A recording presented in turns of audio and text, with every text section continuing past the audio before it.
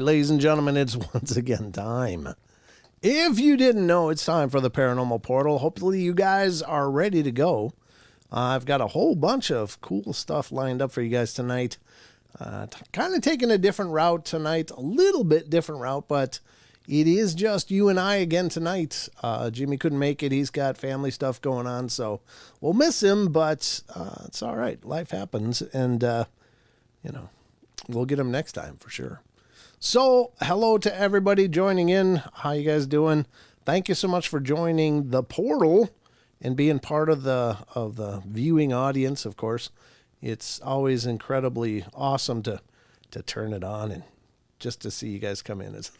It's like, and I've said it many times before, sorry if this is a little redundant, but it's almost like Cheers. It's like the lights go on and in comes Norm and Cliff and and everybody else, all these familiar names and faces and such. So it's always very cool to see you guys every show.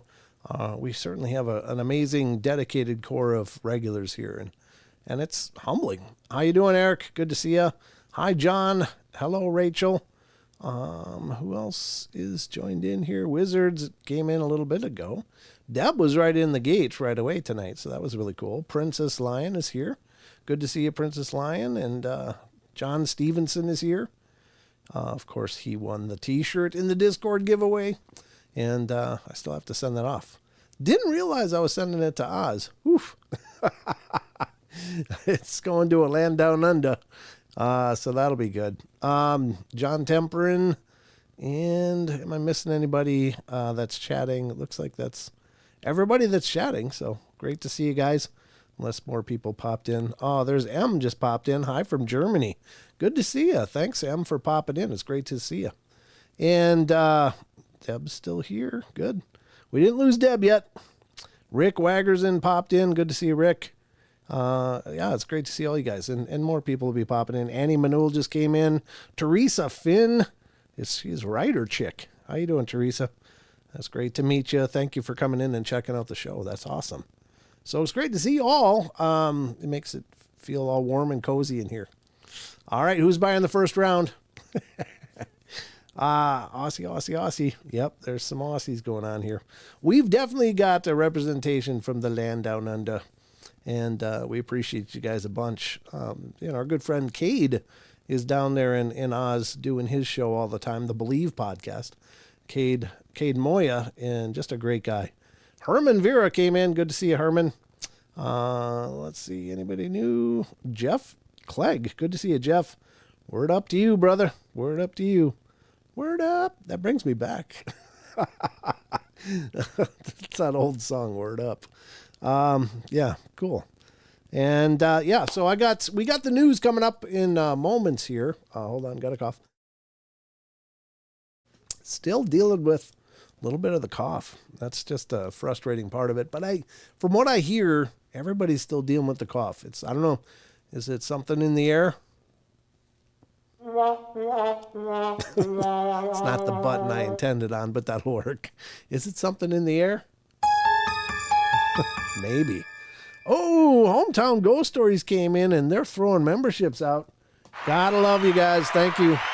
Hometown Ghost Stories was our guest on a double header this week on the podcast, and that was a lot of fun. Love those guys. They are absolutely brothers from other mothers, and just glad to see you guys in here. Thank you. Thank you for being here, and thanks for the memberships. That's really cool. Who got them? Let's see who got them. Teresa Finn got one. She just popped in, and boom, you're a member. There's some timing for you, Teresa. Jason Finch got one. Wildman's Mom got one, and Weapon X5, and Wendy Studenheimer got one. Fantastic, guys. Congratulations. And thank you to Hometown Ghost Stories. I don't know which representative we have under the main moniker, if it's Rob or Jesse or Dave or who, but good to see you guys. Or you, Guy, as the case may be. But it's always wonderful. So if you haven't checked out Hometown Ghost Stories, check them out. They are on YouTube as well as podcasts. They do a YouTube show and then they port it up to their podcast. And I'm here to tell you, between Cade down in Australia and Hometown Ghost Stories up here, their shows are really second to none. I mean, they put a lot of love into every episode, and it shows. Absolutely shows. So check them out. They are dear friends of ours. So we're going to get to the news, as I said, and then we're going to do the question of the week from our Discord community. Of course, if you're not already a member of the Discord community, if you're on YouTube, and most of you are, it looks like, I haven't seen anybody pop up on Rumble yet. But, please, by all means, join, because you can find the link to join our Discord in the show description on YouTube. And we'd love to have you over there. Just had a new member join. We'll talk about that in a little bit when we get to that. But then we're going to talk about a really interesting case of past life recall, where this person remembers being alive in ancient Egypt. And apparently she was very, very thoroughly tested and was able to recall details of her past life that helped archaeologists find some hidden stuff. So pretty cool. Very, very cool. And we're going to cover that. And as well as we're going to head, instead of rounding out for the cryptid corner, we're going to go into the strange and unusual corner tonight. It doesn't rhyme quite as well. I have to come up with a new name for that, because cryptid corner just kind of rolls off the tongue real nice. But we'll have to come up with something for strange and unusual. And that's where we're going to cover. I teased it a little bit last night, but there's a story from Phantoms and Monsters where a gentleman or somebody believes they had an encounter with a vampire. So yeah, I thought, woohoo, I was chomping at the bit to do it last night, but I didn't. But I said I'd do it tonight, and by God, I will, because I'm a man of my word. So I guess the first thing we got to do is get to the news. So I don't know about you all, but I'm going to try to news you up in the Paranormal Portal news desk. So it's time, ladies and gentlemen, for the news. Wait. What am I doing? Where's my buttons? Who am I? What's my motivation?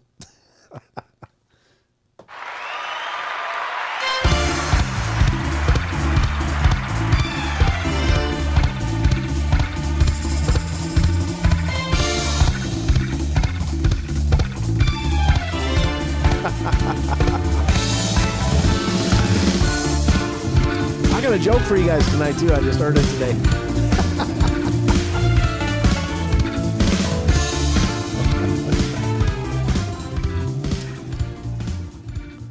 Hi, Barbara. Barbara Moore just joined over in our Rumble chat, and it's good to see you over there, Barbara, because I did make you a moderator over there. So I did figure out how to do that, and your Rumble name I knew. So it's like, you are a moderator on Rumble now. Thank you. Whether you wanted to be or not, I don't even ask people. I just like, let's throw a wrench at this person. So thank you, because Barbara was there all last night as well, helping to keep an eye on things, and I appreciate that, because I'm very visually challenged to watching chats and reading articles. But here's my joke. It's a little bit longer, but it's pretty funny, I thought, and that's why I didn't try to tell it during the news intro. But here you go. So this millionaire's having a pool party at his house, and everybody's out there having a good time, this multimillionaire, and he's like, hey, I'll give whoever jumps into the pool with my 25-foot saltwater croc $1 million. And so he's standing around looking, and everybody's just standing there with big eyes like, geez, that's a big animal. Hell no. Well, all of a sudden, he hears a splash from behind him, and he looks in, and there's we'll just call him Phil from Australia down in the water, and God, he's going at it with the alligator or the croc, and they're going around. He's poking the croc in the eyes and rolling it and grabbing it and struggling, and the croc, of course, is trying to grab a piece of the guy, and they're fighting like you wouldn't believe, and the guy's grabbing his tail, biting the tail of the croc, and it's just this mayhem, just explosion of water as these two are going at it, and then suddenly All of a sudden the croc comes up floating on its belly. It's done. And then comes the Aussie. He climbs out. I forgot what name I gave him, but he climbs all over. It's like, whew. And the millionaire's just aghast. He can't believe it. He's like, oh my God. He goes, well, I guess I owe you $1 million. And the guy's going, nah, it's no problem. No problem at all. And he's like, but you did it. You jumped in there. I mean, can I give you something? Do you want a car? Or what do you want? He goes, nah, all I want is the name of the guy who pushed me in the pool.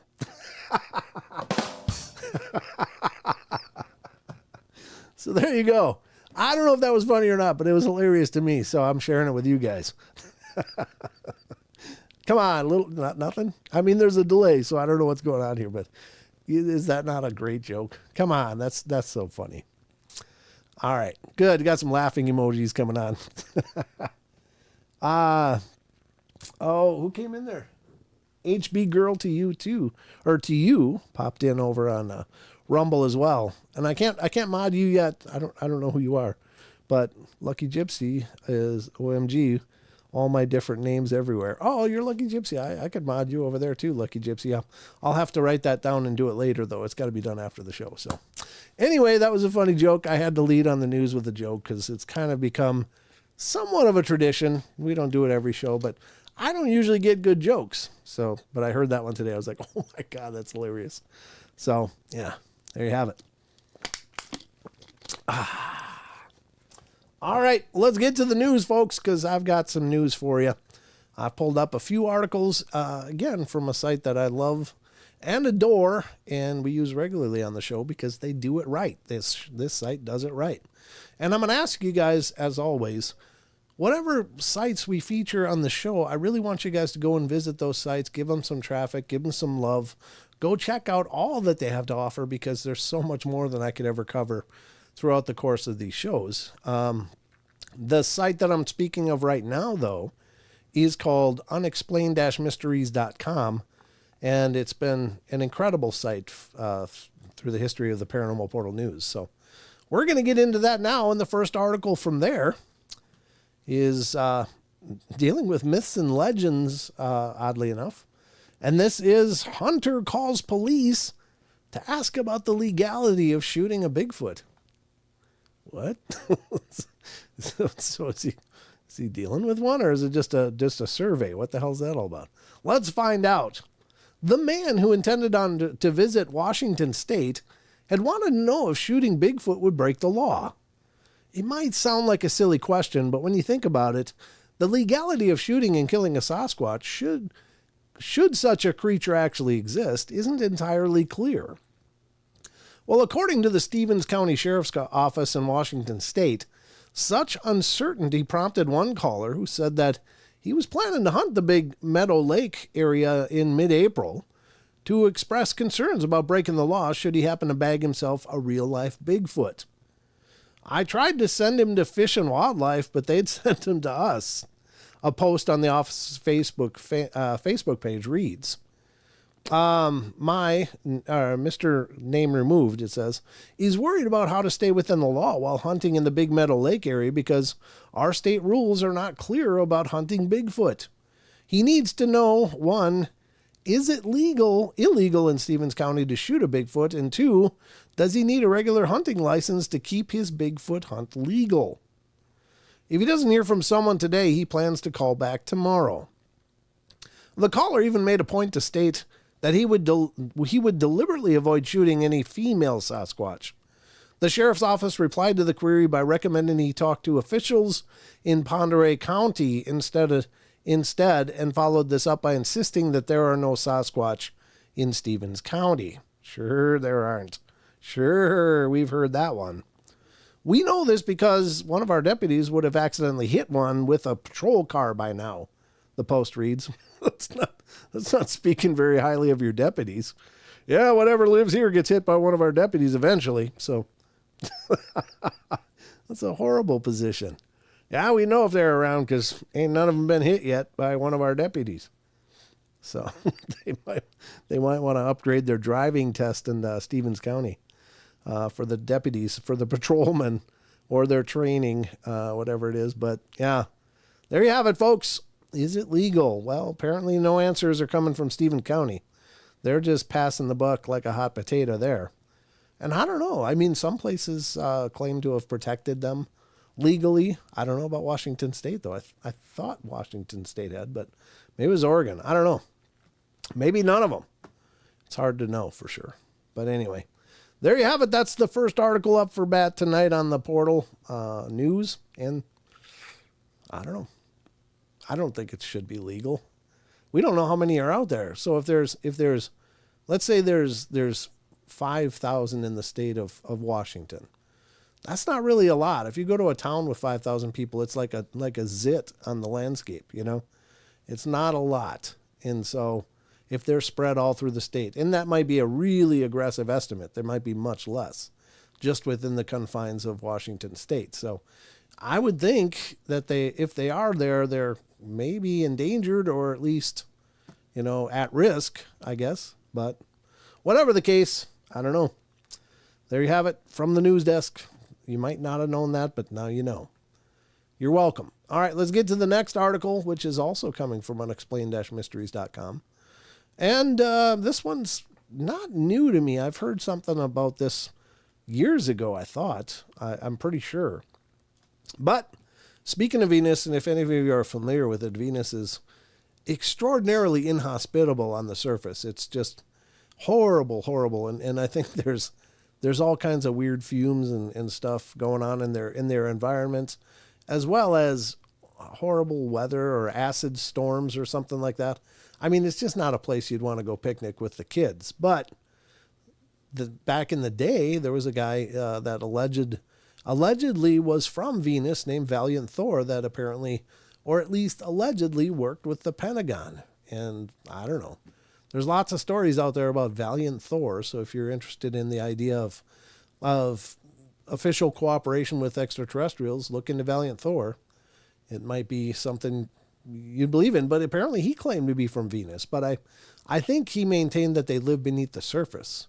They don't live on the surface of Venus. And I don't know what underground there is like, but I'm sure if they're advanced enough to get here, they can probably make artificial areas to live. But anyway, let's see what this says from unexplained-mysteries.com. Life could potentially exist in the clouds of Venus. I saw that movie. That was in Star Wars. Let's see what it says. Venus might not seem like a particularly hospitable place, but its atmosphere could support some forms of life. With surface temperatures exceeding 860 degrees and crushing atmospheric pressures that are more than 100 times those found on our own planet, the conditions on Venus are undeniably hellish. But while the likelihood of finding signs of life on the surface remains low, scientists have long speculated that primitive life forms could potentially eke out an existence high up in the clouds. There is one snag, though. The clouds on Venus are actually comprised of droplets of sulfuric acid. There you go. Yeah, it does like seriously acid rain. An extremely corrosive chemical that can dissolve pretty much any biological material here on Earth. That doesn't mean that life in the atmosphere of Venus is impossible, however. Now a new study by researchers at the Massachusetts Institute of Technology has found evidence to suggest that some of the building blocks of life can actually continue to exist when placed in a container of concentrated sulfuric acid. Oof, what does that mean? The team found that 19 amino acids essential for life on Earth can remain stable for weeks when placed inside concentrations of acid that mirror the conditions found in the clouds of Venus. We're finding that the building blocks of life on Earth are stable in sulfuric acid, and this is very intriguing for the idea of the possibility of life on Venus, said study author Sarah Sager. It doesn't mean that life will be the same as here. In fact, we know it can't be, but this work advances the notion that Venus's clouds could support complex chemicals needed for life. Well, there you go. What was it they said in Jurassic Park? Life will find a way. I mean, there could be life on the surface of Venus for all we know. Just a different form of life. I mean, there's life in the crushing depths of the ocean that we couldn't possibly go. And, if we tried to, we'd be compressed into something about the size of a booger. But, there are things that live there just fine. So I don't know. Very strange. But there again, there's been bacteria found living in volcanic vents on the seafloor. Those vents are hundreds of degrees Fahrenheit, and yet there is bacterial life that can exist there. So, and that doesn't seem like it would be plausible or possible, but apparently that's true. So, I don't know. We throw the idea out with the bathwater real easily, but life finds a way, right? So, could there be some other forms of life there on the surface of Venus that maybe we wouldn't recognize as life, but maybe they are? Just saying, just throwing it out there, because we don't know everything. And apparently at least our amino acids would survive in acid, so that's good. We got that going for us, just in case things go real south here on Earth. You might be fine. Anyway, that's that article. And maybe you didn't know that before today, but now you know.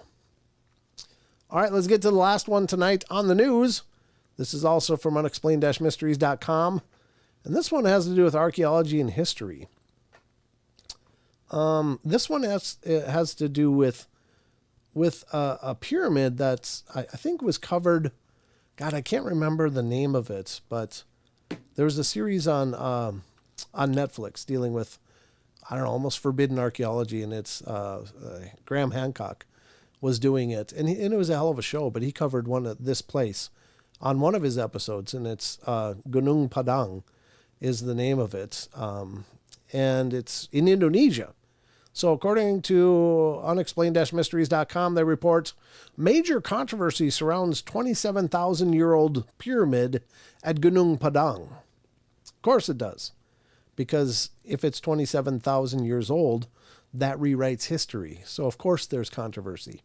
They don't like it when things rewrite history. They like it to be in their boxes, like they put it. So, a recent paper concerning the controversial site in Indonesia has been fully retracted by publishers. Gunung Padang, which is situated in West Java, Indonesia, has long remained one of the most mysterious and hotly debated sites in archaeology. Located 885 meters above sea level, the site, which covers an extinct volcano, consists of a series of steps and terraces and is home to thousands of hexagonal stone columns that are strewn everywhere. For years, scientists have struggled to agree on exactly how old the site is.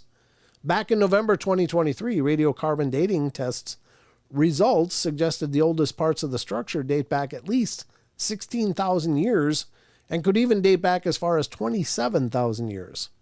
If Gunung Padang is really is over 16,000 years old, then it predates the Egyptian pyramids, Stonehenge, and even Turkey's Göbekli Tepe, a site that had already shaken up our understanding of what our ancestors were capable of around 11,000 years ago. Beyond that, if construction of the site dates back 27,000 years, then it completely rewrites the history books and opens up big questions about our history. Such a claim would seem to be groundbreaking, but there's a catch. In truth, the results of this recent study are controversial, to say the least.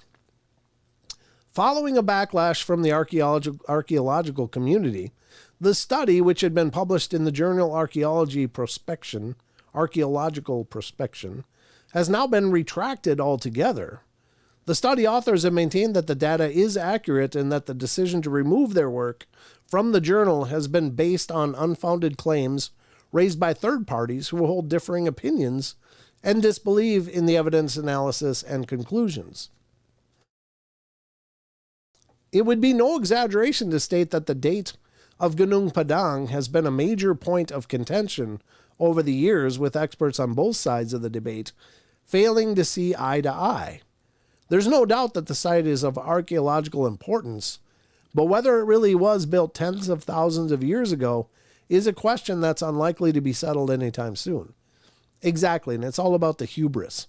And this is an image of it, and these are the hexagonal stones that kind of lie in ruin around the whole area. But you can see something was constructed here. But again, they don't like it when we rewrite the timeline. because it throws everything else into question. So it's really tragic, actually. It's very, very tragic stuff. So I don't know what you guys think, but, I think even the pyramids are probably much older than we realize, or at least is I don't know, generally accepted. But there's such arrogance in the scientific communities. They just will not look at new evidence. And Graham Hancock addresses that, in his interviews dealing with this series that he did on Netflix. And you should check it out. It's really, really, really very well done and very cool.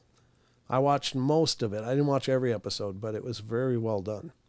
And it really does raise some questions. So you be the judge, but at any rate, that's the final article in tonight's News Fest. So hopefully you learned something. I'm trying to remember what Gunung Padang means. I think it's mountain. I'm going to look it up. Translate. Let's see. Gunung Padang.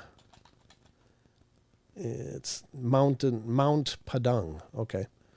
But what does Padang mean? That seems like a Padang. It's just a name. Okay. Oh, a field. Whoops. Field or Champagne. I don't think they wrote that right. I think it's like champion or something, or campaign, but a field. So it's mountain field. Okay. Well, that's what it means in Indonesian. Anyway, very cool. Hopefully you guys found some value in the news tonight. I think it's wonderful. You couldn't see it. What couldn't you see? What couldn't you see, Karen? Okay. I don't know. Anyway, that was the news. Hopefully you guys learned something and leave here with a new piece of information, new pieces of information. Hi, Susie Wright. Good to see you. Country/field for rice terracing. Oh, very cool. Padang. Yeah. Okay. Very cool. All right. The picture of the pyramid. You couldn't see it? Oh. Let me try to reposition it just a sec. Maybe you can see it better. But if you just Google Gunung Padang, you can see many, many images of it. But let me pull it back up here and put it back up on the screen because there it is. I think that should show up, right? Oh, there. Maybe that'll help. Derp. Okay, that's actually an image from on top of Gunung Padang. Hey, Batman, good to see you. Good to see you. Thanks for coming in. So that's Gunung Padang. Is it really 27 years old? 16,000 to 27,000 years old? Maybe. Maybe older. The other thing that they aren't covering in this article is that apparently what's on the surface was built on top of older ruins which lie beneath. So it's like this site has been at least constructed more, higher and higher. I think 3 times. The original temple or whatever it was is way down, and then above that is a newer construction, and then the surface level, which is what you see a picture of here. So apparently a lot has happened there through history, and it'd be interesting to think that maybe the interiors are much older than 27,000 years ago. So crazy stuff. In any rate, but wonder how long that volcano's been extinct. Eesh. That's a little sketchy. All right. Well, anyway, this has been the news. Let's get back to the rest of the show. Here we go.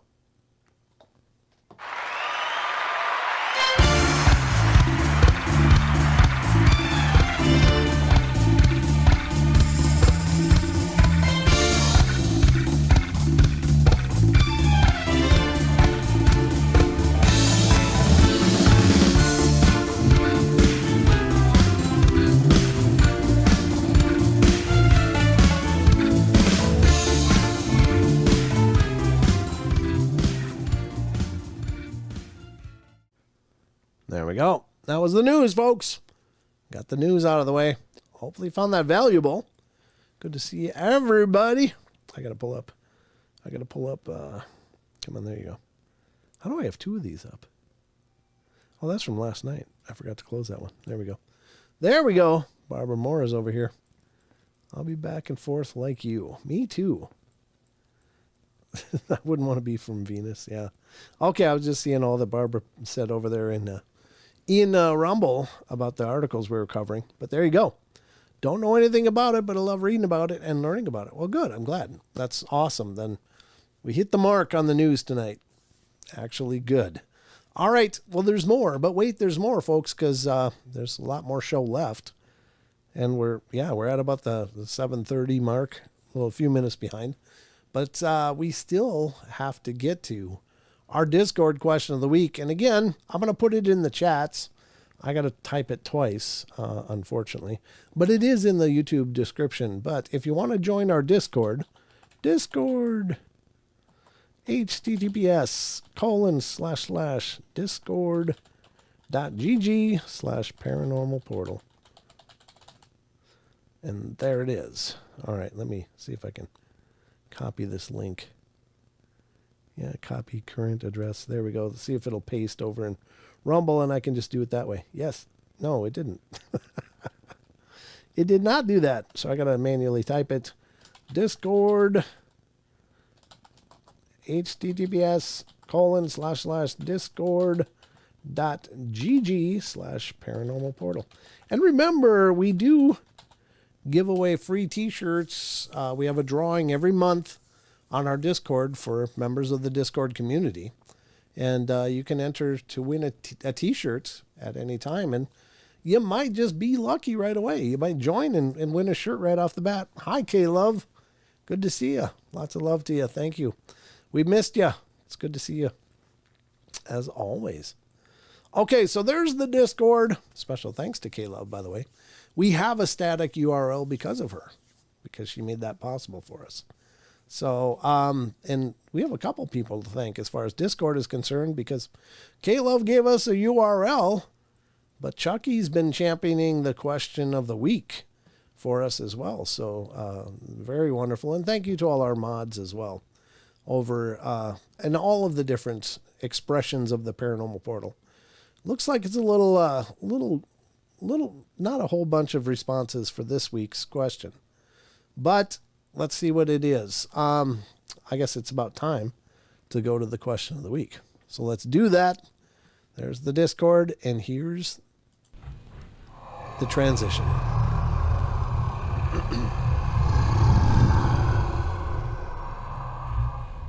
All right, ladies and gentlemen, it's time for the Discord question of the week. And if you're new and you're like, what's the Discord question of the week? Well, what it is our opportunity to ask our opportunity.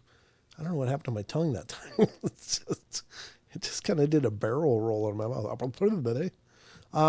It's your opportunity to weigh in on paranormal questions, just to hear what you guys think. Again, through the course of the shows, you'll always know what we think, those of us with microphones. But we don't always know where you stand on this stuff. So it's a great chance for you to weigh in with what do you think is going on. And remember, I always say this, but it couldn't be more true, is that there's no wrong answers. Whatever you think is just as valid as what anyone else thinks. Don't let people, talk you down on your ideas of what you think might be going on. Doesn't mean you're right, doesn't mean you're wrong, but you're absolutely justified in expressing that. And this is one of our opportunities to see what that is. So let's get to the question of the week. If you're, I guess I should go through this. If you're new to Discord, here's the chat communities. These are the chat threads, I should say. There's all kinds of different stuff here. There's actually a portal marketplace right here where the link to our Teespring site to buy t-shirts of the Paranormal Portal or other gear is available. There's crystal and jewelry section where a few members have posted their stuff. One of them, there's great stuff there. Just go look through the posts. There's miscellaneous sales. Some people have been offering AI art that they're putting together for people if they're interested. We have a lot of incredibly crafty and creative people in this community. So check it out. There's also the giveaways. When I do the announcements for the giveaways, this is where you'll go. You'll click on that, on the giveaways, and that'll bring you to, entering. And I'll make a post everybody sees like this. It's to everybody. So you'll get a message automatically when it's time to enter for a new shirt. And then people can just weigh in here and say, yeah, I want to be included, and, add me kind of thing. And then once that wraps up, we do a drawing. So, and then I announce it here. This is me announcing it with the Minion last time, which was on Friday, right before the live show last night. So we announced it, and John Stevenson won. So congratulations, John. You won the latest shirt. But where we're looking for tonight is the questions of the week. And again, thank you, Chucky Danger, for keeping this ball rolling for us. We love it. But here it is, question of the week. With the upcoming lunar eclipse of March 25th and the total solar eclipse on April 8th, there have been some curious public service announcements about the event. Some areas in the path of totality have already announced a state of emergency, saying there will be power outages, clogged highways, and with the influx of people coming to the regions to observe the phenomena. NASA has announced that civilians record anything strange that may happen. Do you think that there will be anything truly significant that happens during the eclipse, or is this event becoming just another Y2K event? Great question, because I will tell you that, they're mobilizing National Guards in areas that are going to be dealing with this. Some strange advice is coming out, like have some emergency food, that kind of stuff. I've heard the whole gambit of things being suggested for people in these regions, and it's actually kind of terrifying. It's like, what do you mean? What do you need emergency food for? But just for the sake of argument, is there something more? Is there something expected that's not being shared with us? So let's see what people said. Chasing Mound Builders comes in first. Rolling out a certain designated amount of transparency about many things, such as UFO disclosure and the nature of reality, is what I think is coming, amongst other things. Probably begins there anyway. Well, that'd be interesting. Great thoughts. Cryptic Chaos comes in and says, I think it's a Y2K thing.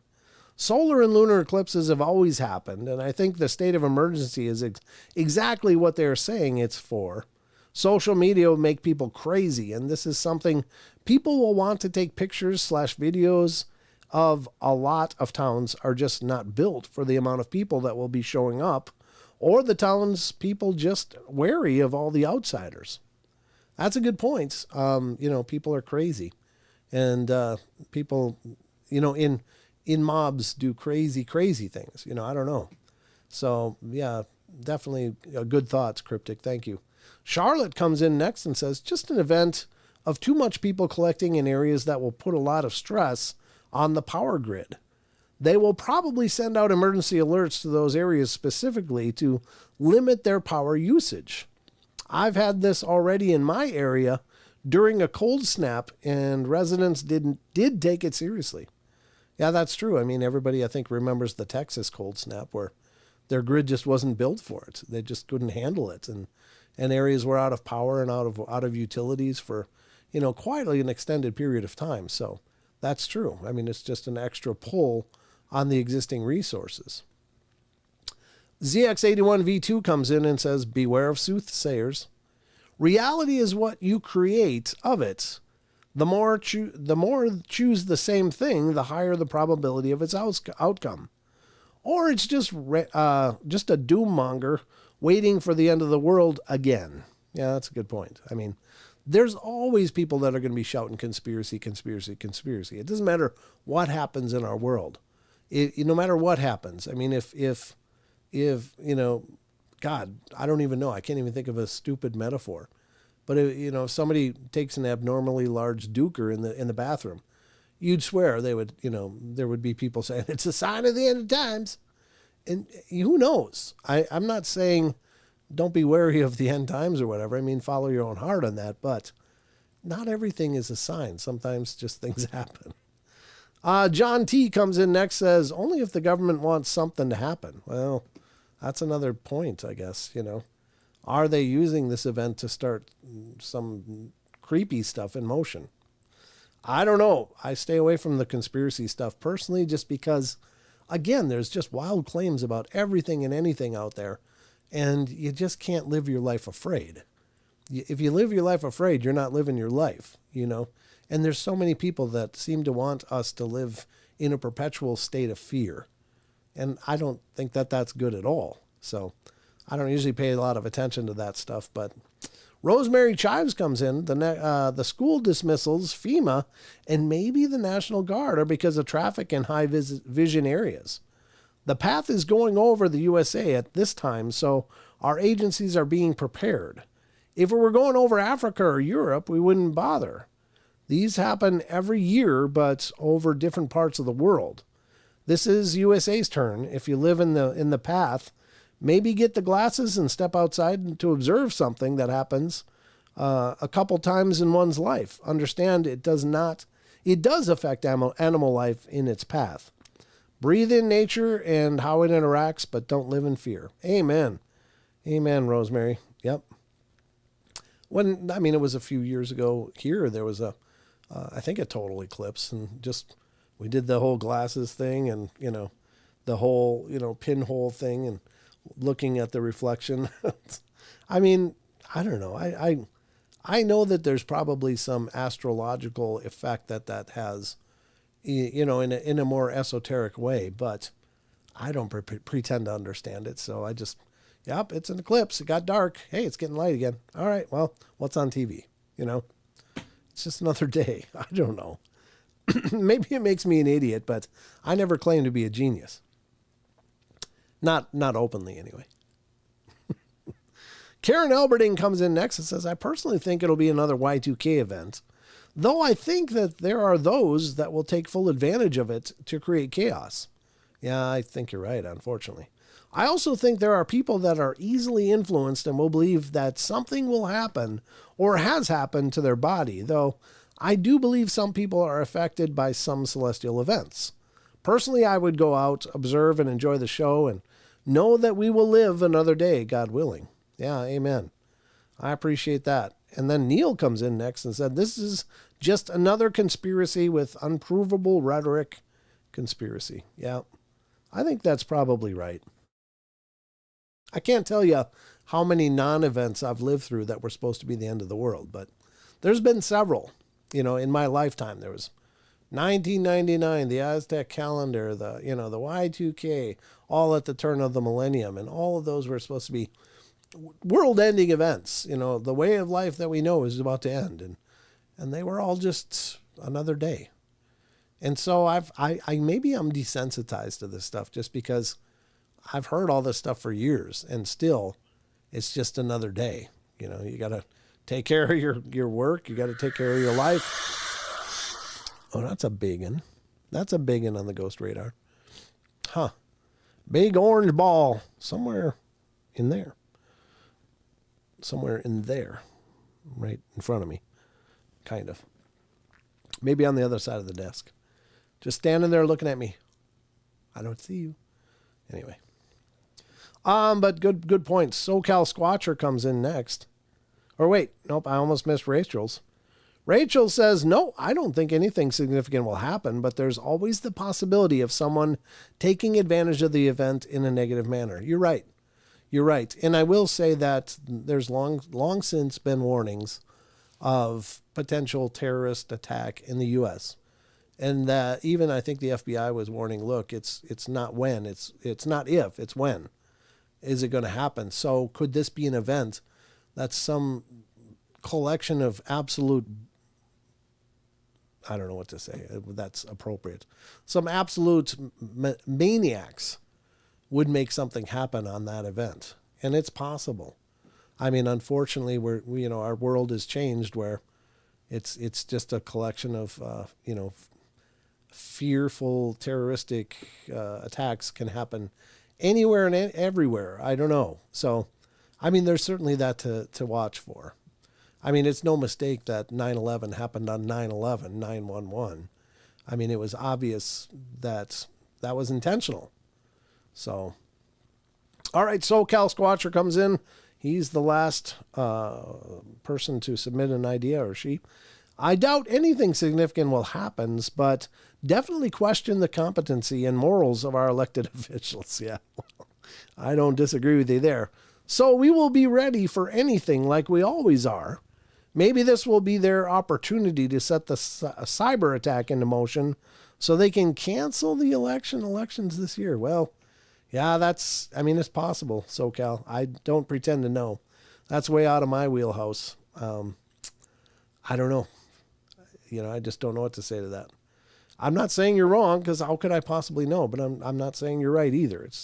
It's all a matter of perspective. But whatever happens, I guess we'll know, if anything. But I sure hope it's a non-event. I sure hope it's just, yeah, there's a lot of people flooding to a small area of very small towns, and it's going to be really hard on the local resources to accommodate. So they're just taking extra precautions. But who knows? Happy birthday. Whose birthday? It's your birthday, Grumpy Owl. Happy birthday. Happy birthday to you.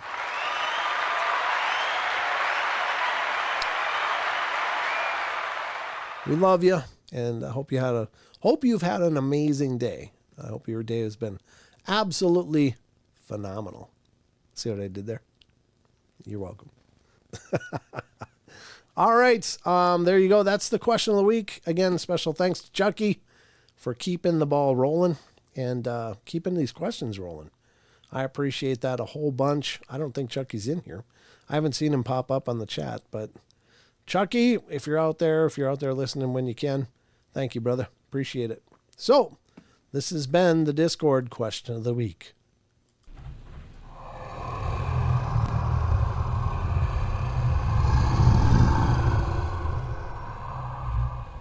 Boom. There you go, folks. Discord question of the week. That's why I love the Discord community. You guys have great reactions, great ideas, great thoughts. And again, I don't mean to be critical of any of them. It's just some of them, make perfect sense. Others, I hope it's nothing. I really do. I really, really hope it's nothing, because there's so much pain and hurt in this world. And it breaks my heart that there are those people that are just intent on creating more, whatever that means, whether it's governments or groups or whatever. It's just like we can't progress through a perpetual cycle of pain. You just can't. It just keeps us stuck where we are. And it's not until we just look forward with, love and trust and hope and vision that we can shape a better future. But man, there sure are a lot of angry, hurts, horrible people in the world. And I wish that weren't the case. I really do. But I don't have the answers for the world, unfortunately. But I just hope we generally will find our way eventually. It's pretty crazy. All right, but that was the question of the week. Hold on. Got to hit my solo.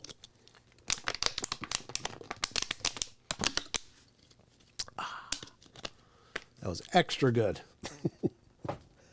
All right.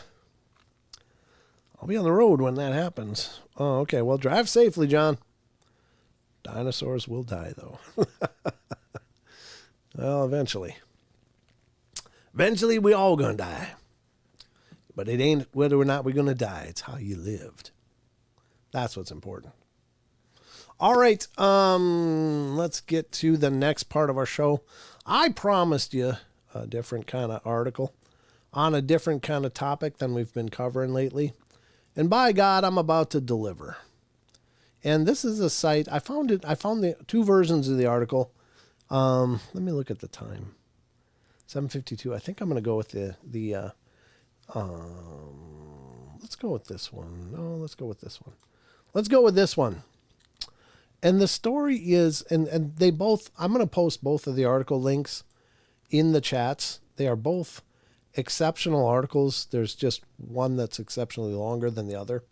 And while I think this is an incredibly interesting topic to cover, it's also, we do have a limited amount of time, and there are other things that I definitely want to cover through the course of the show. So this is one of the articles that I won't be covering, but it's there if you want to read more about it. And this next one is an article that I am going to be using to read to you. And certainly you can read along if you want. All right, there's that one.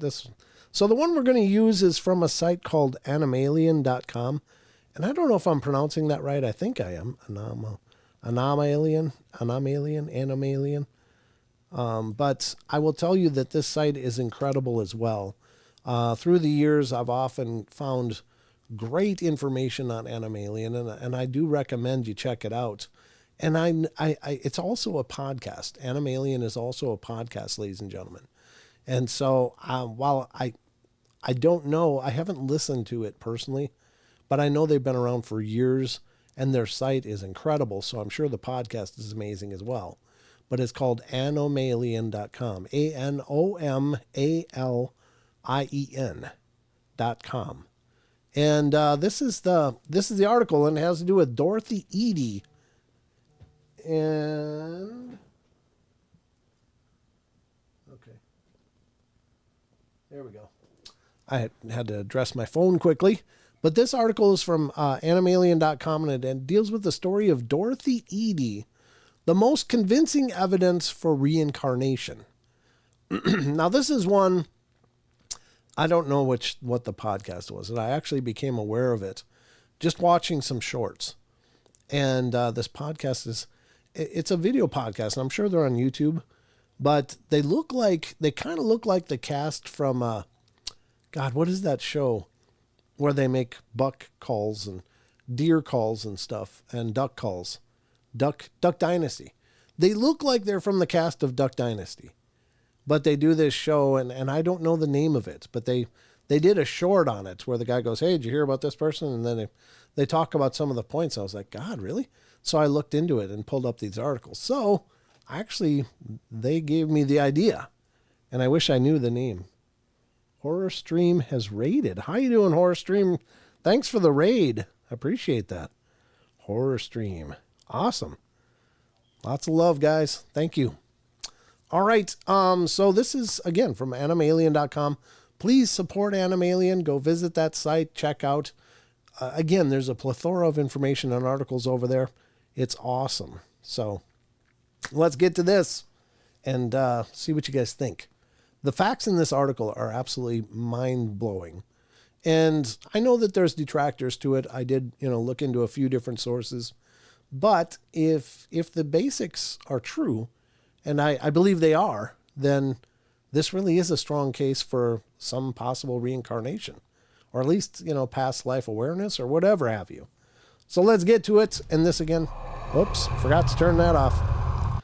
Rookie night here on the portal, folks. The story of Dorothy Edy, most convincing evidence for reincarnation. And this is written by Jake Carter, January 31st from 2001. So, and through the years, I think I had heard mention of this. I just never really looked into it. Or maybe I covered it years ago and I've since forgotten. In the 8 years I've been doing this show, I covered a lot of territory and I don't remember everything. So, but in any case, let's read it. She did adopt the name Om Seti, Ommsety. It says Om Seti was born as Dorothy Louise Edy on January 16th, 1904 in the London suburb of Blackheath. Sorry. I don't know where the S came in there, but my tongue did an S. My apologies. It says she is the daughter of Reuben Edy and Caroline May Frost Edy. That's a lot of names, Caroline. Draftswoman in the Department of Egyptian Antiquities and keeper of the Abydos Temple of Seti. Her life furnished one of the Western world's most intriguing and convincing modern case histories of reincarnation. In 1907, she was believed to have died by a medical doctor after a serious fall. Yeah, apparently she fell down her basement stairs and was just absolutely unresponsive and possibly did die, at least for a little bit.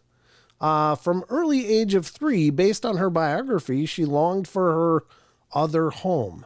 So apparently after she fell, she had recollections of a different life as well, and she longed for her other home at the age of 3, and recognized it as Egypt upon first seeing illustrations in Arthur Mew's The Children Encyclopedia. Says after being taken by her parents to visit the British Museum and on observing a photograph in the New Kingdom Temple exhibits room, The young Edy called out, "There's my home. But where are the trees? Where are the gardens?"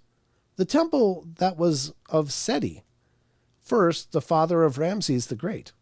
The temple was that of Seti, first, the father of Ramses the Great. That wasn't the quotation, sorry. I kind of reading this horribly, so forgive me. She ran through the halls of the Egyptian rooms amongst her people, kissing the statues' feet, and after this trip, she took every opportunity to visit the British Museum rooms.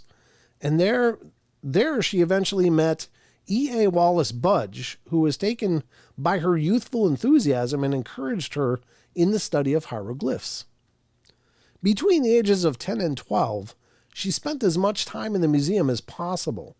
After narrowly escaping a bombing in her dance school in London during the First World War, she was sent for safety to Sussex to help out on her grandmother's farm. She was able to find books on Egypt in the Eastbourne Public Library, which sustained her during these years. At the age of 15, she began having visitations from Pharaoh Seti I and reoccurring impressions during adolescence of being in an Egyptian environment. She recalled suffering significantly from nightmares and sonambulism, what is that? For which she was committed to a mental hospital for observation several times. In 1920, Dorothy continued to read and visit museums and archaeological sites in Britain, such as Stonehenge. At the age of 27, she moved to London and took a job with an Egyptian public relations magazine, for which she wrote articles and drew political cartoons which reflected her passion for Egyptian politics independence from Britain. During this employment, she met an Egyptian student named Iman Abdel Meguid, with whom she kept up a correspondence after he returned to Egypt. Eventually, he proposed marriage, and at age 29, with the objections of her parents, she accepted and in 1933 booked passage on a boat sailing for Egypt.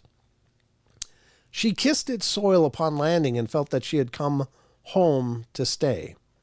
Upon her marriage into the upper middle class Egyptian family, she received the name of Bulbul, Nightingale, Abdel Meguid. During these Cairo years, she had several out-of-body experiences. In 1935, her husband took an offer of a teaching job in Iraq, and the couple separated. She keeping her young son, whom she had named Seti, after her favorite king. Later, she obtained work in the Department of Antiquities as a draft person, the first woman ever hired by the department, and worked for Dr. Salim Hassan, who had discovered Queen, that's a tough name, Kentko's tomb, and published 10 volumes on his excavations at Giza, which he credits Dorothy Edy for her drawings, editing, proofreading, and indexes for 3 of the volumes. In 1951, Dorothy was hired by Dr. Ahmed Fakhri. That didn't sound right. Let's say Fakhri. I don't know. Sorry. I'm sorry. That's the kid in me. Who, in charge of the pyramid research project at Dulshur, where there she did some restoration work in tombs, as well as kept the catalog of what came out of the Dashur sites. She still helped the Egyptologist Salim Hassan with his publications. Dorothy Edy lived in the Cairo, it says in the Cairo, for several years before traveling to Abydos. She set up home in Arbet Abydos, which sits in the cradle of the mountain Pega the Gap. The ancient Egyptians believed this mountain led to Amenti and the afterlife. It was here that she began to be called Om Seti, because it was customary in Egyptian villages to refer to a mother by the name of her eldest child. She cataloged and translated the inscribed books from the ruins of the ancient palace and magazines at the site, and prepared drawings and plans of the architecture of the Seti temple. She located the temple's garden just where she had previously imagined she would find them. She spent months in the ruined temple of Ramses II, copying down every inscription. Olmsted adapted very well to life among the peasants in the primitive village, and she also displayed some remarkable abilities. For instance, she was not afraid of cobras and even fed them like pets and used ancient spells to spellbind them. Oof. Due to such powers, the local villagers regarded Olmsted as a witch and feared her powers. However, since she has been outgoing and friendly, she was soon sought out by tourists and visiting scholars alike. It was on her insistence that the world was laid. In 1960s, Edy began to write a series of articles and reports for the American Research Center in Cairo that revealed the endurance of the ancient folk and religious traditions as they manifested themselves in the daily lives of her village neighbors. She retired in 1969 but continued to guide tourists around the Seti temple during sleeps. She frequently had visions of the past that often proved to be quite accurate. Her belief in reincarnation was put down to a harmless bee in her bonnet, and she did not try to convert anyone to her religious or psychic ideas. In 1980, shortly before she died, Olmsted was featured on 2 TV documentaries. The BBC program Olmsted and Her Egypt was filmed on site in October and features interviews with T.G.H. James and Rosalie David as well. The National Geographic also made a film of Olmsted and the staff of Chicago House of Luxor called Egypt Quest for Eternity, and she later died in April of 1981, and she's buried at Abydos. So that kind of skipped over a lot of the really cool things. Apparently, like when she was actually tested by an archaeologist who said, "Oh, you think you were here? Well, then show me at the temple. Where is this room? Where is this room? Where is this room?" And she would, without flaw, without question, lead the guy right to the place and where it was. And then he brought her outside, and she said, "Yeah, but this was the gardens. There were beautiful gardens here at the time, and it was all just sand and stuff." And apparently they excavated down and did find the foundation of the gardens that were there back at this time. So how could she have known that? So that it's very, very intriguing. I do believe she was reincarnated. Yeah, I think so too. I think it's very possible. Hi, horror stream. Good to see you. Thanks.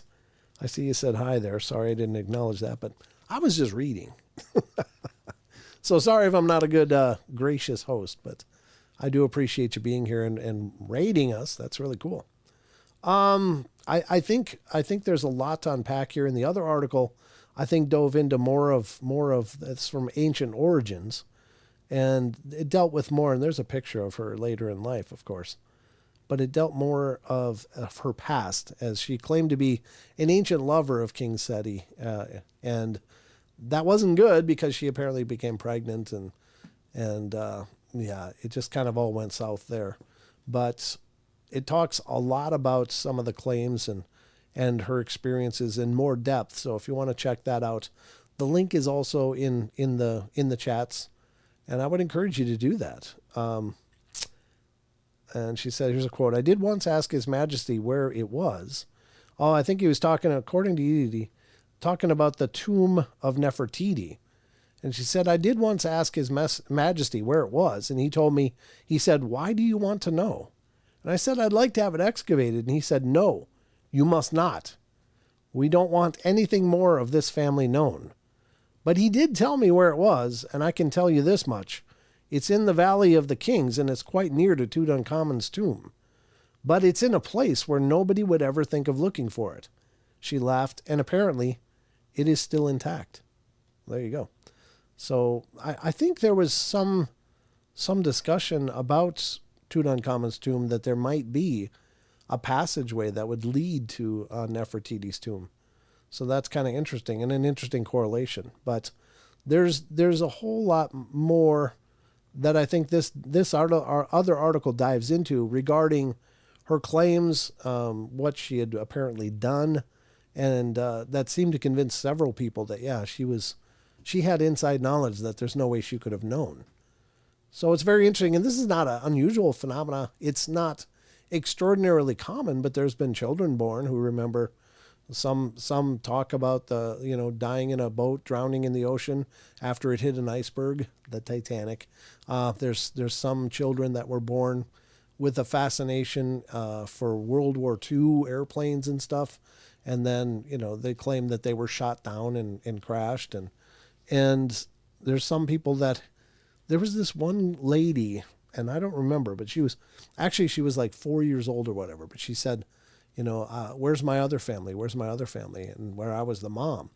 And in this case, I'm really paraphrasing it because I can't remember the exact details, but I do remember that this was over in maybe India, but she was brought to the area where her other claimed house was in her past life. She recognized it, and inside were her adult children, and she saw them and recognized and named them by name. And so it's fascinating. Now, it makes you wonder, like, why are we born with such amnesia? Like, why is that all wiped out from us? Wouldn't it be nice if we could just continue on where we left off and be like, well, I got more to work on here, but we just don't have that benefit. We're born with this absolute amnesia and blindness to what lies before, but every once in a while, these lights pop through where these people do remember, and they bring those experiences with them into their life. Now, in a lot of cases, people with little children with that early recall do tend to outgrow it and kind of forget it, but this woman remembered because of apparently a near-death experience. So, and that's not uncommon either. In near-death experiences, people can leave those experiences with brand new awarenesses and abilities that they didn't know they had before, such as a heightened psychic awareness and such. So, I mean, it's not without precedence. It's just something we don't hear much about. So there's the information, at least pieces of it. There's more to the story than what we've covered here, but at least it gives you an idea. So hope you guys enjoyed that. I will write in my past life dream. I had it more than once. Very cool, Grumpy Owl. I'd love to hear that. I would love to hear it. Did Chucky come in? Hey, Chucky. We did the question of the week. It was wonderful. Thank you, brother. Thank you very much. So, what if we choose not to remember? That's a good point, Barbara. She says over in Rumble. Yeah. I don't know. Maybe that's the way it has to be. Because if we remember too much, it would maybe take us out of our current experience and we'd still be expressing that other version of ourselves rather than expressing the new version of ourselves in our new experience. Yeah, I mean, it could be the way it's supposed to be, but it does seem to be kind of crippling that we could recall things from our past journey and apply that to our new journey. And could we go further and further and further that way? Because it's like you think about our lives. The first 18 years of our lives are, learning how to use these bodies all over again for the first few years. Then we get to walk and talking and doing things. Then we have to learn things all over. What are colors? What are shapes? What if we could hang on to that stuff and not have to repeat it? And even, reading, writing, mathematics. If we could hang on to that and then build on it, what more could we do? But we have to relearn everything and then figure out how to express in our new life. And that to me seems like a pretty big disadvantage. But maybe it's supposed to be that way. I mean, I guess it is because that's the way it is. But still, it is interesting that some of these do happen where people do recall a different experience, a different life, and how profound and yet awkward that would be. I mean, could you imagine having a child and this is your baby and you love this child with all its heart, starts talking and starts going into stories about when it was a pilot in a war and stuff. It's like, what's going on? Where's my kid? You'd probably feel a little less bonded because you're dealing with at least part of an adult here, and that would be a little weird. So maybe part of it is just to keep us taking care of our kids and not getting weirded out. I don't know. Just being smarty. I'm just being funny. Anyway, let's keep going. We got more. Now we're going to dive into other stories of strange phenomena that I've pulled up. I don't know what time it is. Let's see. 8:13. So we'll get to a few of these. I've done past life regression. Interesting, Chucky. That's really cool. I'd love to know what you found out. I mean, if it's something you're willing to share, but whether just personally or whatever. I've heard a few different claims of my past lives, and they're interesting. They're interesting for sure. I don't know. I guess, it doesn't, I'm not claiming I was anybody famous or important or anything like that. No, I was just some other people apparently. And I don't know. I guess we do this. I have a good meditation I can post in the Discord. Yeah, for sure. That'd be cool. That'd be cool. What did Deb say? I know 6 of mine. It has helped. Seems I get info when I need it. Yeah, that's wonderful. Wonderful. Very cool. All right, so we're going to get into some of this other strange phenomena. And I don't know. Let's see, which one should we start on? Which one should we start on? We got several of them to dive into here. This one is kind of a ghostly experience. And we're going to dive in at phantomsandmonsters.com. This is Lon Strickler's site. A wonderful friend of the show, and Lon has been on the show, and just he's a fantastic guy. And if you get a chance, check out phantomsandmonsters.com because there is so much over there. If you're into the paranormal, the weird, the Fortean, you got to check it out. He's just got so many stories and research efforts. He has research teams that look into phenomena around the country, and as well as his published works and information on his podcast, which is Phantoms and Monsters Radio. And that is also on YouTube, and you can check out his live streams. I think he usually live streams every Friday nights, but you can check out his live streams after the portal. I don't want to lose you guys, just saying. But yeah, very interesting. So we're going to go to phantomsandmonsters.com. Here's a story from March 29th, which is yesterday. Kayaking and camping boys encounter creepy fishermen along Wisconsin River. I have no idea. I haven't pre-read any of these. So, I don't know what we're in for here. It says a group of Wisconsin boys are kayaking and camping along the Wisconsin River when they encounter a fisherman who's acting strangely. The entire scenario seems so bizarre. The following account was forwarded to me. This encounter took place when I was 13, June at the time.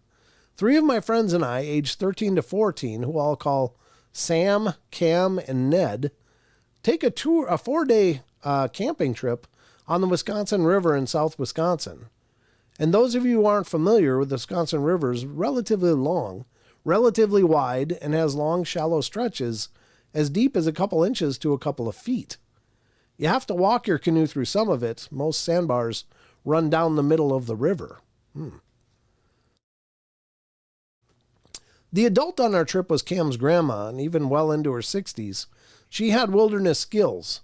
She has incredible stories from viciously biting home invaders home invaders to protect her daughter, to hiking through remote mountains at midnight and sleeping surrounded by wild horses. Major peace, love, and happiness type from the 60s. One of the most fascinating people I've ever met. Well, anyway, we set up camp at a beach at around 3 p.m. on our first day. There's a lone, still fisherman slightly upriver from us. This is strange given we're mostly in the middle of nowhere, but there are occupied properties here and there on the river, so it's not crazy.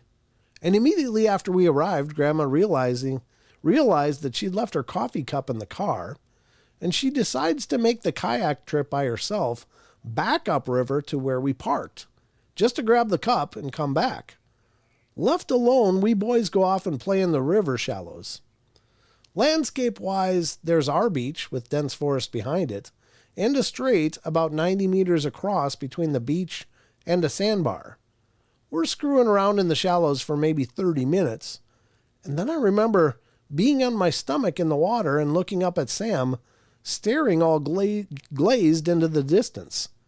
We all look, and the fisherman from earlier is on the sandbar about 50 feet from us. None of us remember him getting so close, especially since he had no boat and would have to have waded through the water. I remember there being a strange glare from the sun, so we couldn't make him out perfectly, but he was a thick man with a droopy, long-brimmed hat. We could not see his face, but collectively had the feeling that he was looking at us. It was obvious he knew our adult left and decided to close in. The timing was perfect. Whatever, we say, and we head back to the tent. We're behind the tent for maybe a half hour playing cards and gathering firewood, and we take turns peeking around the tents to check on the status of the fisherman. Well, he's moved in off the sandbar through the shallows, practically on the shore of our beach. Yes, the river is an open area, but it's unspoken that you wouldn't wander into somebody's campsite, especially when kids are alone there. We're weirded out, and Sam, being a bad 13-year-old, breaks the ice by waving his arms and yelling at the man, "Hey, what's up? Hey!" No response. But the man turns his body towards us, staring completely still like wildlife caught in the headlights, or Bigfoot in one of those blurry photos. After a few seconds, he does a 180 and just starts walking away from us straight back into the water, like he intends to keep walking until the water comes up to around his face. We move to hang out at the other end of the beach. It's been 3.5 hours since Grandma left, and we have no idea when she's supposed to be back.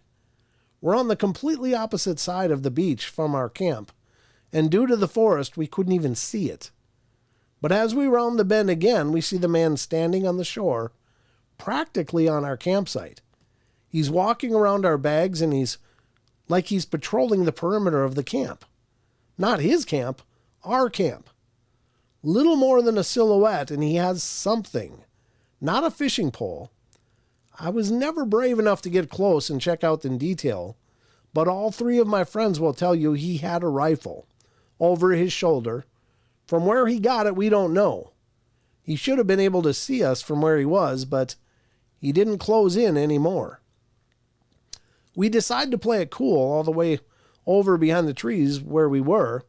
Luckily, Grandma arrives on her kayak shortly, and we call her over to us to tell her everything. But I swear to you, by the time we pointed over her shoulder to show her the fisherman, he was gone. Like a vision. We saw him one more time late that night.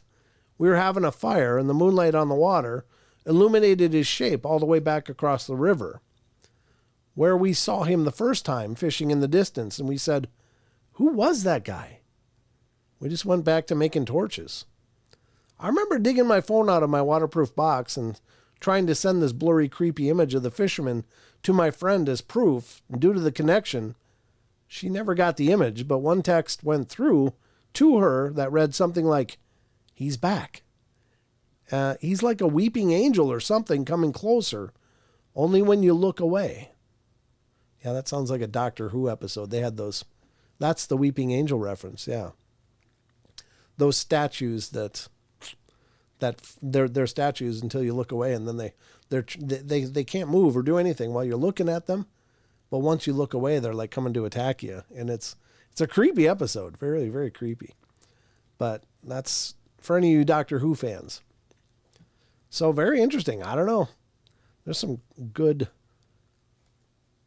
other links underneath these. That's why I love what Lon does, is because not only the articles we read, but every article has links to other great articles. You could literally waste away reading phantomsandmonsters.com. So very cool. Very weird.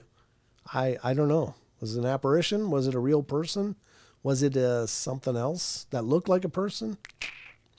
You be the judge. I don't know. Okay, next up. I think I'm going to skip on this one. We talked about Glimmerman quite a bit lately. Here's the one I've been excited to get into with you guys. From Phantoms and Monsters. This is a new one that Lon posted a couple days ago. I sense that I may have encountered a vampire. ugh, I still get chills because I think about the interview that I did with that gentleman and what he saw, and it's still very vivid in my mind. Like, it's one of those stories that even though I've been very anxious to find more people, I've never found another person that claims to have seen a vampire or experienced one. But just in listening to his stories, it's just like, God, oh, so powerful. All right, let's check this one out. It says, an Eastern European witness contacted me after reading one of my posts, and they wanted to know if I believe that they may have an encounter with a vampire. I received the following account. Hello, Mr. Strickler. I need a vampire-related article, or I read, rather, a vampire-related article on your site and thought I'd submit my strange encounter. I was with my friends at a party. Everything was okay and boring for me because I can't drink alcohol. I have stomach problems, and nevertheless, we had some fun and left the party early and went to a friend's house to chill. Well, after a couple of minutes, I heard some of his friends come in to join us. Several hours passed, and I wanted to leave for home because it was getting pretty late. Some friends of his decided to take me home in the car, and before we reached the car, we saw several men out in front of the car, many of whom looked drunk, but I wasn't expecting any kind of trouble. As I walked past the car to get to the back seat, waiting for the owner to let me in, a man approached me from that group and told him to get inside the house because he was needed by someone. It appeared to me the owner knew this guy because he did exactly that without opening the car or telling me anything. I just stood there for a couple of seconds and then decided to walk back in the house to see if he was willing to take me home or if I should go on my own.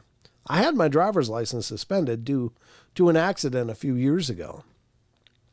I went into the house and said goodbye again to some friends while I was thinking of my journey home because the public transport at that hour didn't run. It was about 4 a.m. I live in Eastern Europe, by the way. I don't know if the USA has public transport system differs, but at the same time, a man who was outside apparently walked into the house with two more guys, and it caught my attention.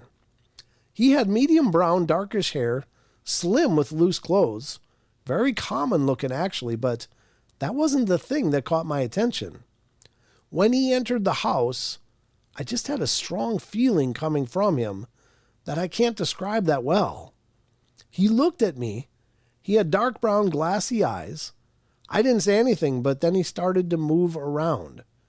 Even the two guys that went with him, and that's when I realized his movements were so unnatural or weird.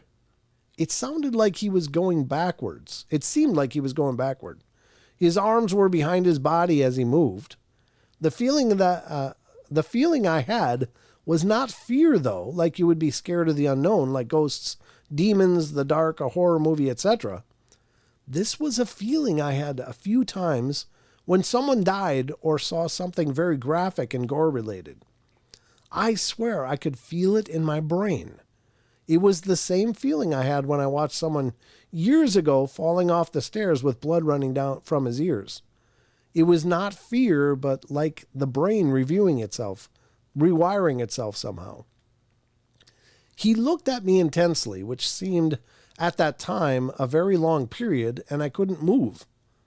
I now remember opening my mouth halfway and just staring back at him, eyes wide open, and fixating my vision on him, but didn't want to make eye contact with his eyes. Subconsciously, I think I told myself not to look for some reason. He never spoke a word, and no one else engaged him. He went straight for the door after making these rounds inside the house, and for a second, he stood under the door entrance and turned his head again to look at me. He was pale white, and in a way evoked the same feeling in me as before. He left. I tried to gather myself, trying to convince myself that there was nothing wrong. I left my friend's house for home.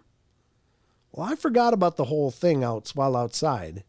It was freezing. I was walking in the snow, feeling sleepy and tired, until I saw him again near a closed travel agency building. He was ahead of me, leaning against the glass walls. He didn't seem to notice me, but I knew then that it was him. I switched sides on the sidewalk to get some distance, and with one eye looked over in his direction. He noticed me halfway and smiled. I couldn't see his face better because of the snow and distance, but I noticed his mouth was deep red, almost bloody. Well, I picked up the pace, worrying that he might follow, but he stood his ground. And shortly after, I was out of range and on my way home. I tend to smoke a lot. I had this irrational fear when I got home and lit up a cigarette with my window open that someone might come in. I was thinking of him specifically, though I live in an apartment on the 15th floor. Nothing happened, of course, and I went to sleep. While writing this, I remember vividly the same feeling I had when I encountered this man, and I can't shake it. Somehow I get a mental image and visualize this man as I did back then. Somehow not human and yet human enough not to be afraid in a way I would be of the deep supernatural. I guess only one word came to my mind when thinking of him. A sort of vampire, though strangely enough, it's not from any book of fiction or myth that I know of. I keep sensing him like that. I don't know why. I could tell myself that this was nothing out of the ordinary, but the experience and the feelings I went through were anything but ordinary. I have to keep that in mind. I can't ignore them, and subconsciously, I give them credence. That was by P.H. That's interesting because the gentleman I spoke to, he had the feeling that in his two encounters that he had, that one was when he was very young and one as a older adult person, but he felt that he was somehow tagged. That just in seeing these things, it creates possibly like a psychic tag, and they are just aware of you, like you're marked somehow. And I can't pretend to know, but it does sound like an interesting concept. Like maybe the reason this person keeps experiencing that feeling and the vision of that guy is because he's done the same thing to this person. I don't know if it's a boy or a girl or whatever, and it doesn't matter, but what a horrible feeling that would be to just not know. And just, what is it, one day they'll just show up and I mean, God forbid, I just can't pretend to know, but yeah, that would be horrible, horrible stuff. That's nightmare fuel right there. But Paranormal Portal, that was chasing mound builders. Yeah. Yeah, I didn't know if he was wanted to come out as that or not, but I know that when we recorded the episode, he wanted to be known as a certain way, and I honor that. So, but yeah, it's very, very creepy stuff. Very, very creepy stuff. Yeah, I don't know. I love these stories though, because I do think, again, if there is a legend for something, it must be at least somewhere there's a foundation of truth. There's some foundation of truth that legends are built on. And it may be a completely different thing than the legend itself. But is there enough similarities in this that there may be these creatures? Now, there was another episode, I think it was Monsters and Mysteries in America again. I referred to that earlier, but where someone was in New Orleans and had an encounter with what they believed was a vampire. And the person was, I mean, if the experience was absolutely credible and related honestly on this show, it was really, really creepy. But there is that mesmerizing glare that they seem to have. And it came up in that story that was related on that show. It seemed to be at least partially a part of the Phil's story as well. And perhaps they do have a psychic ability of just transfixing people, freezing them. And you imagine if something is a predator, it knows how to stun its prey. Sometimes it's through sheer force and power, and other times it's through other things like infrasound and perhaps other ways. Yeah, it's just incredibly powerful stories and powerful stuff. So believe it or not, it's up to you. I'm not telling you you should believe it or that you shouldn't believe it, but I'm telling you that that's the claim. This is another one, but I think this one is the one I want to go to. This one, I think, do we have enough time? Yeah, we're at 8:34. This is one I definitely wanted to cover because I thought this was interesting. Oftentimes on the show, we've mused the idea that maybe everybody that's you encounter isn't quote unquote real. And by that, I mean, could there be such a thing as NPCs, non-player characters, which are not really organic consciousnesses? They're just here to fulfill a role to the stability of our reality. Are they some kind of construct or some kind of utilitarian presence that keeps things going in a specific manner by this divine mind or whatever? Or could it be extraterrestrial beings living here pretending to be humans? I've certainly run into some strange people that really left my head scratching. Like, is that really a person? Sometimes it can be as simple as, hey, how you doing? Hope your day is going good. And those people just absolutely ignore you. And it's like, wow, who does that? Who doesn't acknowledge another person at all? Just walking straightly ahead. Other times it's just mannerisms that are off. They just don't seem comfortable in their own skin that I've bumped into. It's like, they just don't seem to know how to be a person, you know? And there's all types in the world. I'm not pretending that just because they're strange, that they must be not real. But at any rate, what is Rachel saying? Vampirism is a form of cannibalism. And different forms of cannibalism have been documented. So why not a tribe of people who drink the blood of the conquered? Well, certainly. I mean, there was many traditions historically that they would eat the hearts of the conquered. They would drink the blood of the conquered. There's horrible things that were done to the conquered when wars would break out and stuff. So what about that wall? Deb says wall Martians. Deb says wall Martians. Well, there could be, yeah, they could be out of this world. I've seen people at Walmart that I don't know how they made it that far, but God bless them. But anyway, this article is, God tells me not everyone you see is human. I don't know the foundation of the story at all, but it just came up. This is one of the articles that all of the articles that I read on the show are ones that Lon posts on the Paranormal Portal fans page. And what the hell? Okay. All right. So this one is, God tells me not everyone you see is human. It says, a Georgia man hears the voice of God telling him to drive to a location, stop his vehicle, and watch. What happens next is incredible, intriguing, yet frightening. Oh, interesting. Let's see what it says. Hold on, I got to take a drink.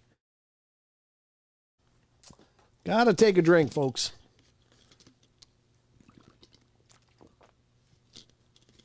I feel like my cold is coming back. As terrible as that is, it just feels heavy in the chest. So I'm raspier than normal. All right, so let's check this one out. A few years ago, I experienced what I could only explain as a demon or fallen angel in the flesh. Living in Adel, Georgia at the time, I went to Walmart. There you go. There's a Walmart reference. And on the way back, I would pass by multiple businesses, Walgreens being one of them, about 2 to 3 minutes before Walgreens. At a red light, I hear God speak to me. No, it's not an audible voice. He speaks to the conscience by the Spirit. No, it wasn't the first time. At this point in my life, I'd become well acquainted with Father speaking to me and prompting me to inconvenient paths. He said, stop at Walgreens. I asked, why?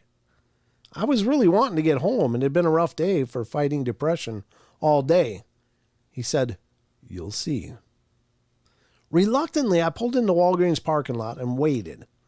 Streetlights were on. It was mid to late summer, so it was more dusk than night. There were maybe 4 to 5 cars there. I parked away from them, but close to the front entrance. I was facing the windows on the left side of the main entrance. The entrance was to my right. No cars parked to my left or right. And I asked, what do you want me to do? Should I get out? He replied, no, just wait and watch. Turn your music off. So I'm sitting here, windows rolled up, getting this super uneasy feeling, when a 90s style black Toyota 4Runner pulls up to my left, windows down, playing what sounded like some sort of metal music. Both of us are facing toward the building. God speaks again, but this time in a very serious tone. Watch. That's my God voice, just for the record. I'm not sure what God would sound like, but it sounds more authoritarian. I observed 2 men get out of the vehicle. One was young, white male, with black hair, 20s. Couldn't be older than 30, about 6'5", 6 foot 1 to 2 inches, dressed in black slacks and a t-shirt with a black jacket, relatively clean. The other man was much older, white male, 40s, balding, buzz cut, 5'8" or 9, filthy dressed in what I could only describe as tattered clothes, t-shirt, and jeans, something you would see a homeless man wear who had been homeless for a long time and had been wearing the same clothes for years. They both exited the vehicle. Both men walked to the sidewalk. The young man walked towards the entrance, passing by the older man who was facing away from the entrance, scouring the ground for what I can only guess was loose change. The only 3 options I could see for this couple to be together were 1, they were related, 2, they worked together, or 3, the young man was helping a homeless older man. It seemed relatively normal until I realized that neither man spoke to the other from the time the music stopped up till the young man entering the building. Neither of the men looked at each other. When the younger man passed directly by the older, it was as if he was staring right past him. The older man was searching the ground off the get-go, never looking up. Then my uneasiness really skyrocketed. The younger man goes inside of Walgreens. Once the younger man finally enters the store, the older man starts looking around, almost like he is paranoid, then back to the sidewalk. It reminded me of a deer in a field eating grass, popping up to search for predators, and then back to the grass. What's weirder is that he never looked directly at me. When he would look up and scan the area, he would somehow look past me, never locking eyes, and then it got scary. A little sparrow flies and lands right at the feet of this older man, angrily chirping at him, and the older man looks at the little bird, gives it a look of disgust. The bird then flies up to the windowsill, still chirping away. The windowsill was about 6 feet off the ground, maybe a little higher. Out of nowhere, this man snatches up the sparrow, lightly squeezing it, and the sparrow is panic chirping now. I've never seen anyone before or since move that fast. The man then proceeds to look over his catch and then give what I could only describe as a look of bloodlust. In my mind, I'm thinking this dude, or whatever it is about to eat this bird. I prayed. The man gives the bird another scowl and a look of disgust and throws it behind him, and the bird flies off. The man then looked around one more time to see if anyone saw him. Again, looking right past me as if I'm not there. He walks past the front of the vehicle and walks down the driver's side. The top of his head is barely visible. He gets directly behind the back left tire, stops, and then squats/sits/kneels. I'm not 100% which. I couldn't see his legs. And I waited for him to pop back up, but he didn't. I sat there for another 5 to 10 minutes. He doesn't reappear. In that 5 to 10 minutes after he disappeared out of the view, I stared at that vehicle looking for a door to open, looking under the car for a shadow of movement to see if he had rolled under for some reason. I occasionally kept checking behind me and to the right of me to see if he had crawled past and popped back up.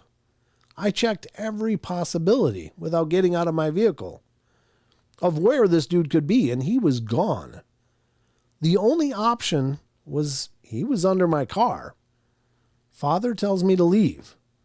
My first thought was the young man hadn't come back out yet, and Father said it didn't matter. It was time to go. Well, I backed out and drove directly behind the 4Runner. This dude was not there, and neither was he under my car. I waited at the exit of Allgreens. The entrance and the black 4Runner are now to my left and behind me. I scoured the entire parking lot for this guy while I was waiting. He was just gone. Then to top it off, the young man walked out of the store, got into his car, cranked it up, threw it in reverse, and backed up. The older man was not in his vehicle, under his vehicle, nowhere. I asked God what I just saw, what just happened, and his reply was simple yet terrifying. Not everyone you see is human. Be careful and be ready, because it's about to get much worse. Oof. Well, that's a lot creepy. Again, it's a submission. Do we know that this is factual correct? No. But I know that, this was forwarded to Lon, so it doesn't look like he directly interviewed the person. But it is interesting. It is pretty interesting. I don't know. Could it be that we're surrounded by a lot of other things that aren't people but look like people? Personally, I think so. I definitely think so. If it was fiction, it was a good story, Barbara says. Yeah, I think so. I think very wild. Whatever the case is, I think that's pretty much most every religion speaks of, evils about, that there are dark things about, nefarious things. Could they look like people? Could they be in people suits? Sure. I mean, that's kind of what possession is, right? Well, if a possession isn't taken care of, then it's a perfect possession where the possessing spirit becomes the person, or a walk-in for that matter, and sometimes those are really dark and twisted too. So I don't know. It's a crazy, crazy concept. Could it be? Yeah, I think it could be. But it was a twisted story.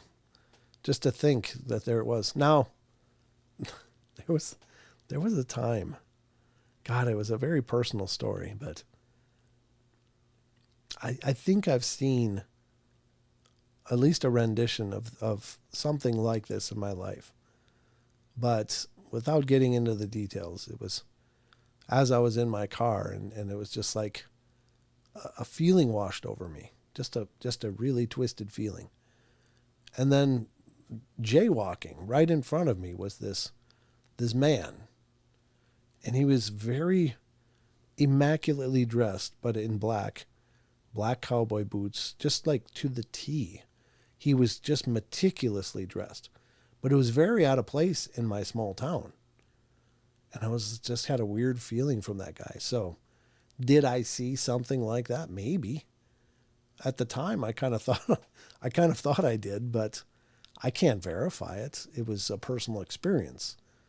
But I can tell you that I wasn't alone, and that Sheldon was with me, and he saw it too, and had a very similar visceral reaction to it. So, did we see somebody in a people suit? Maybe. I don't know. In an Edgar suit? I need some sugar water. Why does God forgive the soul but not the body? I don't know that that's a tough question. I guess only God can answer that. I tell you what, but what comes to my mind is that the soul is the only eternal part. So forgiving the body is a vehicle. The body is a construct for us to experience the world. And while we identify with our bodies as us, we are so much more than this skin suit. Everybody's skin suit's going to fall and fail and fade back into the dust from whence it came, but the soul is eternal. So perhaps the body isn't, although, I think that God does forgive the body, and that's why there can be miraculous healings. And I've experienced several of those in my life, like firsthand, being party to seeing people healed. And it's a very real thing. So maybe that is in forgiving the body, or maybe the body is a manifestation of the soul that we reflect outward from this temple that we're in. Our body is the temple. Well, if our soul is full of anguish and sorrow, would that not reflect in the suit that we wear? And by healing the soul, that can heal the body. So, I don't know, just my take on it, but the body is just a vessel. Yep. Exactly. Yep. I you guys are wonderful. But very interesting. So I think we identify with our bodies because it's the majority of our conscious experience while in this life. But it's not the totality of what we are. It's just a small reflection of our existence. So our bodies will always eventually fail and fall, but our souls will live on. So definitely more valuable to heal the soul. Anyway, but to each their own, believe what you will. That's my personal beliefs. All right. Let's see what else we got here. We got a few other ones. I don't even know what time is left. God, we're essentially out of time. We're in the last few minutes of the show, believe it or not. It's gone incredibly quick, folks. The portal just whirs into life and sucks us right through it. Mary wins. That's a good way to see it. Well, thank you, Mary.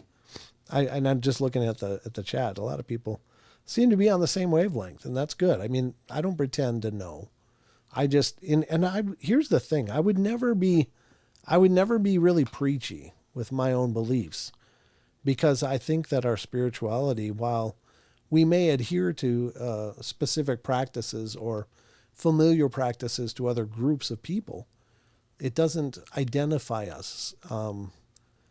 We all have our individual expression of what that spirituality means to us, and people come to that in their own way and through their own walk. And so I don't ever get preachy or I try not to, but I think it's important and incumbent upon people to find their journey, to find their truth. And maybe just like living multiple lives, if that is a thing, that maybe that's part of our development as well, is to find our spirituality and to express that in ourselves and learn to better express it through our journeys on this world, if there is more than one journey. But yeah, I think that's very, very cool. Everyone has their own beliefs. You're absolutely right, David. So very cool.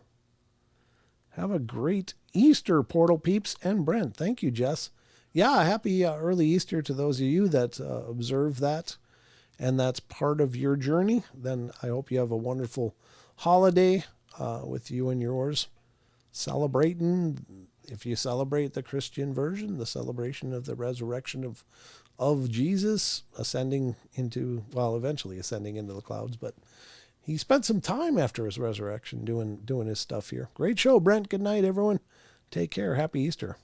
And to those of you that have other viewpoints, and whether it's more pagan beliefs, Happy Ostara, or whatever version of that you may observe, and I hope you guys are all doing wonderful. Whatever you do, just enjoy yourself. Happy spring too. Yeah, God knows spring is just never fast enough. But as long as it's not snowing, it's already a good thing.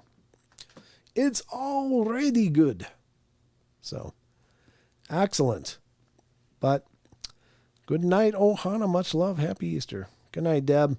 And good night to all of you. Thank you all for being here, part of the journey as we go through the portal. It's just an incredible time for me.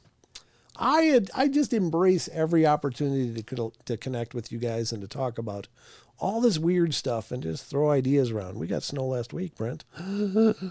Oh, God, David, I'm so sorry. Unless you like snow, then congratulations. I'm not sure where you're at with the whole snow thing, but for me, it'd be like getting slapped by God right now. It really would. And now watch, I'll get like a foot of snow, and God's like, "Oh, what are you saying?" Yeah. So I'm not trying to tempt the fates here, but yeah, we've been out of snow for a long time, thank God. And I've actually got shorts on right now, and I'm loving it. It's a little chilly still, but I'm just really pushing the envelope here. It's almost gone. Good. I'm glad it's almost gone for you. But I just hope you remember, if you're new to the shows, just so you know, we stream live Wednesday, Friday, and Saturday nights. And again, we're streaming on YouTube, Twitch, and Rumble.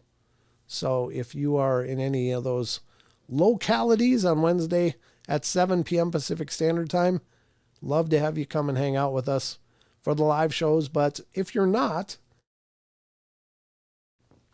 but you still need a portal fix, head over to YouTube, because there's literally like 1,500 episodes that we've done. We probably should be a much bigger channel than we are. But it's because I'm kind of stuck in my ways, I think. It's hard for me to adapt and change. I just do my own thing and hope people find it. But hopefully you guys will show up for the next streams as well. I'm getting real coffee. I'm sorry. Got to use my inhaler. But anyway, that's all I got time for you tonight. Hope you guys have a wonderful rest of your weekend and a good start to next week. I'll be back on Wednesday night. Hopefully Don will be here. Oh my God. I'm actually crying. I'm coughing so hard. Jeez. Yikes. All right, but that's going to wrap it up for me because I really can't see right now. And I still want to cough. So just know I love you all. Be good, be kind, be nice. Take care of each other. Help each other out. Find the magic in every day and remember to laugh as much as you can. Watch for the new podcast episode. It's going to be our discussion with Mr. Chucky Danger himself, talking about some theory he has about Sasquatch. So I think he's very possibly onto something. I think it's pretty powerful stuff. So watch for that. And otherwise, I'll see you Wednesday. Love you guys. Hope you have a great week.